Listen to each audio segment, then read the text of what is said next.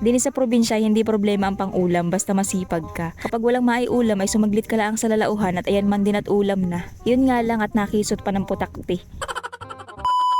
At yun na nga for today's video ay bumili nga pala si mama ng kalabasa sa bayan, kaso nga lang ay wala kaming maisahog. Kaya naman naisipan namin ni mama na manghuli ng bukon, talimaras o di kaya naman ay katang sa lalauhan. At syempre pa-cute muna tayo sa camera dahil feeling ko cute ako ngayon. O sige, huwag na kayong kumontra. Nauna na nga pala si mama at ako nga pala yung nahuli kasi ako yung nag-charge pa ng cellphone. Tanghali na nga pala kami mangunguha ng pangulam sa lalauhan at gawa ng si mama nga pala at si papa ay nagsalang pa na ring pugon. Hindi na nga pala kami bumibili ng uling pa na ginagamit namin sa pagluluto kasi nga kami na mismo yung nag-uuling. Ito nga rin pala dati ang pinagkakakitaan namin kapag ganitong ang habagat at wala kaming hanap buhay sa dagat. Pero ngayon nga ay talagang talagang masalimuok ang usok. Di ngayon nga nag-uuling nila ang kami at ginagamit namin sa pagluluto. Hindi na kami nagbebenta kasi nga hindi na kaya ng power nila papa at gawa ng abay syempre inatanda na at napakahirap naman talaga pati ng pag-uuling at danas ko rin yan. Si nanay nga pala wala ring maiulam kaya namin nakaisip nga rin siya manguha ng mga pang-ulam din sa lalauhan. Puro bukon nga pala yung mga nahuli niya at kanina pa nga pala siya dito kaya naman siya ipauwi na nga. Kadalasan nga pala sa mga bukon ay mababaw lang sila magbutas. Pero minsan naman ay malalim din ang butas, depende sa trip nila.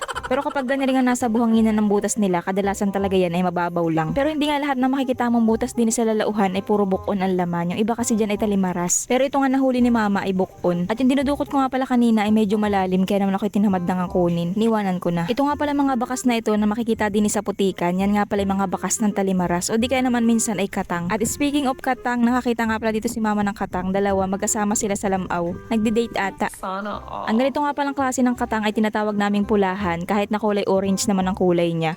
Pakialam nyo baga. Ayun ang tawag din sa amin ay. Nga pala may ilan na nagtatanong sa akin kung ang katang daw ba at alimango ay iisa. Iisa lang po yun. Ang tawag kasi namin sa alimango ay katang. Nga pala sinasabi ng iba na hindi ka daw makakita ng ganitong klase ng katang nang wala sa butas. Pero hindi po yun totoo kasi meron talagang katang na wala sa butas. Kasi yan naman ay may mga gulamot at kapag nagutom yan, abay di lalabas talaga ng bahay nila yan para maghanap ng pagkain. At kapag naabutan nga sila ng low tide, ay di hindi na nga sila nakapasok sa butas. Meron kasi ako napanood na video na nagpakati nga siya ng palaisdaan tapos nahuli niya yung katang na wala sa butas. Ay marami nagre-react na sinasabi na scripted daw at nilagay lang daw yung katang kasi imposible daw na wala sa butas yun. Hindi naman po sa nagmamagaling na kahit na yun ang tingin nyo sa akin ngayon pero posible na scripted yun pero posible na totoo rin yun. Base po sa experience ko at gawa ng marami din naman po din yung palaisdaan na ang hulog ay katang at meron din naman pulahan na katang din sa palaisdaan, posible po na wala talaga sila sa butas at nakalublob lang sila sa putikan. At yung sinasabi naman ng iba bakit daw nung hinuli yung katang ay nanghihina na. Posible din po yun kasi nga ay kati yung palaisdaan ay sobrang init ay diinit yung tubig kaya manghihina talaga yun. At bago pa nga ako mapaaway na naman at problemahin naman ang problema ng iba ay wala pa nga pala akong nahuhuli. Malalim kasi yung mga nakikita akong butas at tinatamad nga ako magdukot kapag sobrang lalim. Tapos yung ibang mga nakikita ko ay pinanguhaan na ni nanay. At pang asar nga at gawa ng puro putik na lang ako ay wala pa man lang ako nahuhuli kahit isa. At yun nga palang tapalang na nasa timba ko ay binigay lang yung nanay sa akin kanina. Nakita nga pala akong nabutas dito na mababaw laang kaya nga lang ay medyo nahirapan din akong hulihin kasi nga ay nasa ugatan siya ng bakawan. At grabe sobrang init nga dito sa lalauhan kahit na napakaraming puno. Kadalasan nga pala ang mga bukon ay may sipit malamang.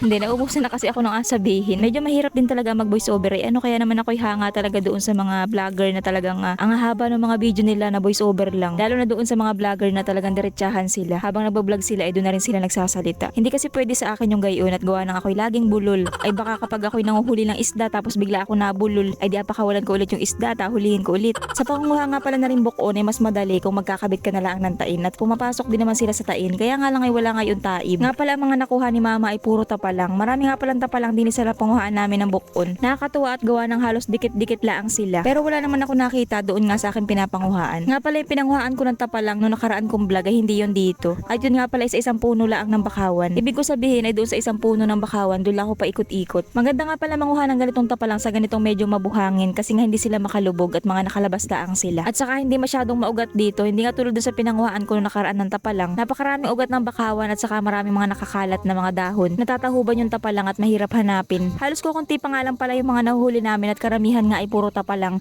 at nag-aakit na nga agad si mama na umuwi na at gawa ng yan init na talaga din sa lalauhan at talaga namang tagaktak na nga ang pawis ko diyan. Pero sabi ko nga ay maya-maya ng kaunti at may nakikita pa nga ako din yung mga butas ng bukon at nakakatuwa kasi wala sila sa ugatan. madali silang makukuha. Bali ginaganahan pa nga talaga ako manguha ng bukon kaso nga bigla akong nawala ng gana at gawa na ako kinagat ng putakti. Yan nga palang isa sa kinatatakutan ko talaga kapag ako inapunta ng lalauhan, ang putakti. Ay talaga namang mapapaputak ka ay kapag ikinakisot. Ay talsik naman yung cellphone ko pati tsinelas ay. Kaya naman sabi ko nga kay mama ay hala ay tayo umuwi na at ako hindi na natutuwa. At sabi naman sa akin ni mama ayan di pa kasi umuwi ay. Kaya na pa inaakit ayaw pang umuwi nakisot ka patuloy. So bali ito nga lang pala yung mga nahuli ko kakaunti nga lang pala tapos ito naman yung mga nahuli ni mama. Marami nga si mama nahuli kaso puro bangkalan. Ay tapa lang pala. O kunti nga lang pala yung mga nakuha namin bukon tapos sa isa lang ang talimaras pero may dalawa naman kaming katang at sapat na nga yan sa pangsahog din sa aming kalabasa. Tapos yung mga tapa lang nga pala ay bukas na lang daw namin alutuin at pangulam naman namin bukas. Akalain mo nga naman halos isang oras lang kami sa lalauhan ay nakakuha na nga agad kami ng pangulam. At hindi nga lang pangulam ngayon at may pangbukas pa kami. So yun na nga guys, kain po tayo.